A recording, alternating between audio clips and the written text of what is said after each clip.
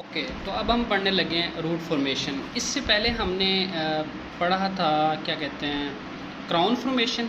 जितना भी हमने पढ़ा है बेल स्टेज तक वो सारी की सारी क्राउन फॉर्मेशन थी। अब इसमें एक बात याद रख लें कि जो क्राउन फॉर्मेशन और रूट फॉर्मेशन दोनों पैरेलल नहीं चलती। First of all crown formation जब कंप्लीट होती है, once crown formation completes, then हमारे पास रूट फॉर्मेशन begins। अब जो रूट की फॉर्मेशन है, अब इसमें काफ़ी थ्योरीज आती हैं, ठीक है। रूट की फॉर्मेशन होती किस तरह है, हमें पता है कि हमने क्राउन फॉर्मेशन में देखा कि जैसे ही एपिथेलियम जो इनेमल ऑर्गन में इनर इनेमल एपिथेलियम के जो सेल्स थे ना, इनर इनेमल एपिथेलियम के सेल्स, वो अमीलोब्लास्ट में कन्वर्ट होते हैं और इनेमल की सिक्रीशन स्टार्ट करते हैं। तो एक सिग्नल, एक तो ये कि अमीलोब्लास्ट बनाते हैं, दूसरा ये सिग्नल देते हैं किसको, डेंटल पेपिला को। और ये डेंटल पेपिला के सेल डिफ्रेंशिएट होके ओडोंटोब्लास्ट के सेल्स बनाते हैं, जो कि डेंटिन बनाता है। अब क्योंकि इनर इनेबल एपिथेलियम के सेल्स क्राउन में अमीलोब्लास्ट यानी एपिथेलियम के सेल्स ही सिग्नल देते हैं ओडोंटोब्लास्ट की कन्वर्जन का डेंटल पेपिला को, तो जो रूट होती है उसमें भी सेम केस होता है। अब होता ये है कि हमें पता है कि आउटर इनेबल एपिथेलियम के सेल्स और इनर इनेबल एपिथेलियम के सेल्स जहाँ पे मिलते हैं हम उसको कहते हैं जोन ऑफ रिफ्लेक्शन, या जोन ऑफ रिफ्लेक्शन कहते हैं, या हम इसको कहते हैं सर्वाइकल लोब। तो जोन ऑफ रिफ्लेक्शन या सर्वाइकल लोब से ये जो सेल्स होते हैं एक डबल सेल लेयर में नीचे को एक्सटेंड करते हैं। जिस तरह की रूट बननी हो उस तरह ये नीचे को एक्सटेंड करते हैं। तो जैसे ही एक्सटेंड करते हैं डबल रूट में, ठीक है, तो एक तो ये है कि ये जो सेल्स हैं ये डिफ्रेंशिएट होते हैं सीमेंटोब्लास्ट में, क्योंकि हमें पता है कि डेंटिन को रूट में क्या कहते हैं, सीमेंटम कवर करता है और क्राउन में डेंटिन को इनेमल कवर करता है। तो ये सेल डिफ्रेंशिएट होते हैं किस में, सीमेंटोब्लास्ट में, ठीक है। जैसे ये सीमेंटोब्लास्ट में डिफ्रेंशिएट होती हैं तो इस तरह ये सिग्नल देते हैं, नीचे जिसके पड़ा होता है dental papilla.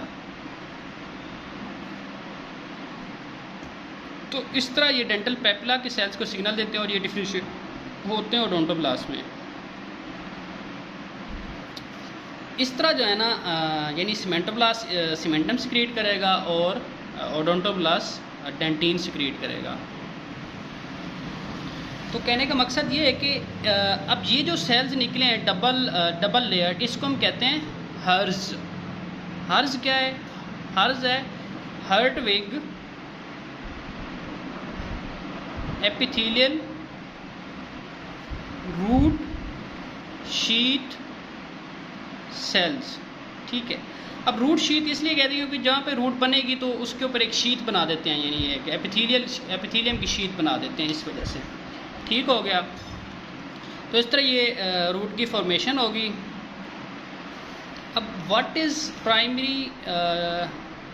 Primary apical foramen.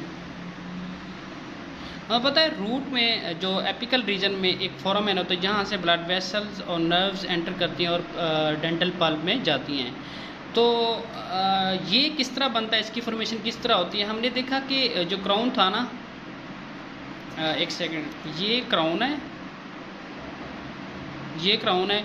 अब यहाँ से जो सेल्स थे सर्वाइकल लूप में या जोन ऑफ रिफ्लेक्शन में, जहाँ पे इनर इनेमल एपिथेलियम और आउटर इनेमल एपिथेलियम के सेल्स उनमें पॉलिफिकेशन होती है और डबल लेयर्ड शीथ निकलती है, ठीक है।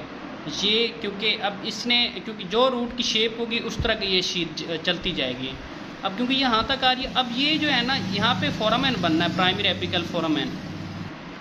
तो यहाँ पे बनना है प्राइमरी एपिकल फोरामेन। तो ये जो है ना, ये root sheath primary apical foramen को इनक्लोज नहीं करती, यानी इसको कवर नहीं करती, ठीक है, इस तरह।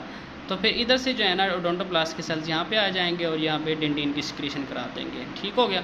अब इधर से ये ऊपर से सीमेंटोब्लास्ट के सेल्स यानी रूट शीट ये डिफरेंशिएट होगी, सीमेंटोब्लास्ट बनाएगी, इधर से सीमेंटम की सिक्रीशन हो जाएगी और इधर भी डेंटिन आ जाएगी क्योंकि दरमियान में पल्प आ जाता है। तो इस तरह ये बन जाता है। अब ये तो था प्राइमरी एपिकल फोरामेन। अब इसके साथ अगर तो ये सिंगल रूट है तो ये इसकी तो फॉर्मेशन हो जाएगी, लेकिन जब हमारे पास होता है ना सेकेंडरी एपिकल फोरामेन, वो क्योंकि मल्टी रूटेड टीथ में होते हैं, क्योंकि अगर तो प्राइमरी एपिकल फोरामेन होता है बेसिकली सिंगल रूट वाले टूथ में, जैसे इंसाइजर्स हो गए, कैनाइन हो गए, और जो सेकेंडरी होते हैं वो मल्टी रूटेड टीथ में होते हैं, जैसे मोलर्स हो गए, तो इनमें होते हैं। अब मोलर में उसकी फॉर्मेशन कैसी होगी, तो सेम केस है। इसको इमेजिन करेंगे एक स्कर्ट है, गर्ल्स ज़्यादा जानते होंगे स्कर्ट क्या होता है। तो स्कर्ट ये स्कर्ट है, ठीक है, ये एक गोल सा ये स्कर्ट है, ये इनेमल जो कि स्कर्ट है लटक रहा है किसके साथ, इनेमल के साथ, इनेमल ऑर्गन के साथ, ठीक है। तो ये जो सेल्स होंगे एपिथेलियल रूट शीट के, ये इस तरह डिफरेंशिएट होंगे, इधर से ये इस तरह आएंगे, ठीक है।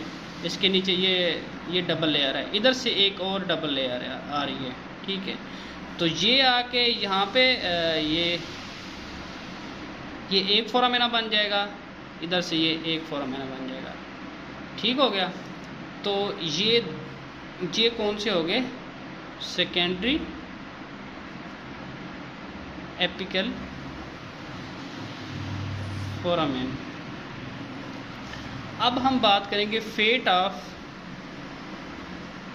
हर्ज क्या था, हर्डविग एपिथेलियल रूट शीट सेल्स। अब क्योंकि वो इसके सेल तो डिफरेंशिएट होकर क्या बनाते हैं, सीमेंटोब्लास्ट, ठीक है। अब इसमें दो केसेस वैसे आ जाते हैं, कुछ थ्योरीज कहती हैं कि जो सीमेंटोब्लास्ट है वो हर्ज से आते हैं, और कुछ कहती हैं कि वो डेंटल पेपिला या डेंटल फॉलिकल से आते हैं।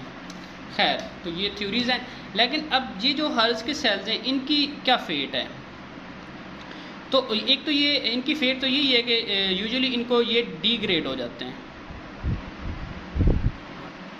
जब ये डीग्रेड होते हैं या इनमें ब्रेकडाउन होता है तो ये क्लस्टर्स ऑफ इस तरह क्लस्टर्स ऑफ एपिथेलियल सेल्स बनाते हैं, जिसको हम कहते हैं epithelial cells of rest of Malassez, ठीक है। Epithelial cells of rest of Malassez हम इसको कहते हैं। अब ये जो epithelial cells of rest of Malassez हैं, इसकी दो फेट्स हो सकती हैं, या तो ये डेंटल सिस्ट बना सकता है, या तो ये क्या कर सकता है, ये क्या कहते हैं पीडियल में स्टोर हो सकता है, या उसमें ये क्या कहते हैं उसमें परसिस्ट कर सकता है। तो इससे ही होगा ये, एक तो ये कुछ कहते हैं, कुछ थ्योरीज कहती हैं कि ये फंक्शनलेस है, लेकिन रीसेंट स्टडीज़ आई हैं उसमें ये बताया गया है कि ये जो है ना पीडियल क्या था, पेरियोडोंटल लिगामेंट, उसकी रीजनरेशन में इन्वॉल्व होता है। तो ये था epithelial cells of rest of Malassez और क्या कहते हैं रूट फॉर्मेशन। अब हम देखेंगे कि सपोर्टिंग जो टिश्यूज़ होते हैं जिसमें आ जाता है सीमेंटम और बोन, और हमारे पास आ जाता है पेरियोडोंटल लिगामेंट आ जाती है, उसकी फॉर्मेशन कैसे होती है।